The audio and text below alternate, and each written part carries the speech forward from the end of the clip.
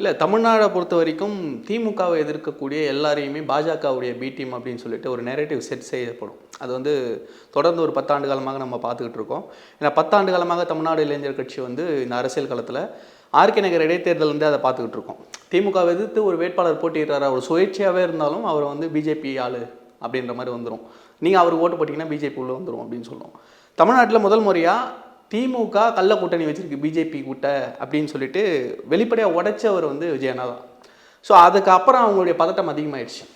இப்போ சமீப காலத்தில் அதற்கு உண்மையாக வந்து உறக்க அவங்களே ஒத்துக்கிற மாதிரி இன்னைக்கு டெல்லி பயணம் அப்படின்றது வந்து மக்களுக்கே புரிகிற அளவுக்கு முதல்வர் அவர்களே வெளிப்படையாக காட்டியிருக்காரு.